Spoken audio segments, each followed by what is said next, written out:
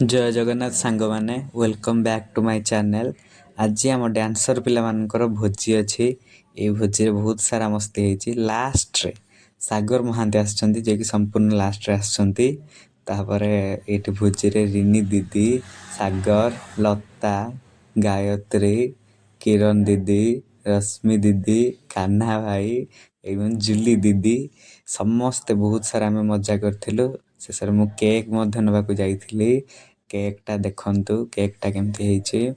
ତାପରେ ଆମର ଆଇଟମ୍ରେ ହେଇଥିଲା ଭାତ, ଡାଲି, ଛତୁ, ଚିକେନ୍ ଆଉ ସାଲାଡ଼, ପାମ୍ପଡ଼ ଏସବୁ କିଛି ହେଇଥିଲା।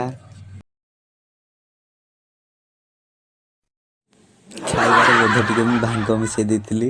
ସମସ୍ତେ ପୁରା ନିଶାରେ ଉବୁଟୁବୁ ହସି ହସି ସମସ୍ତଙ୍କ ପେଟ ଦରଜ ହେଇଯାଇଛି। ଏବଂ ଭୋଜି ଶେଷ ପରେ ଆମେ କେକ୍ କାଟିବାକୁ ଯାଇଥିଲୁ ଆମ ରାଜବାଟିକୁ। କେକ୍ କାଟି ସାରିବା ପରେ ଆମେ ଷ୍ଟେସନକୁ ଯାଇ ରିଲ୍ସ ବନେଇ ସେପଟୁ ମଜାମସ୍ତି କରି ଆସିଥିଲୁ। ଯଦି ଆମର ମଜାମସ୍ତି ଭରା ଭିଡ଼ିଓ ଆପଣଙ୍କୁ ଭଲ ଲାଗିଥାଏ, ଲାଇକ୍, କମେଣ୍ଟ, ସେୟାର ନିହାତି ଭାବରେ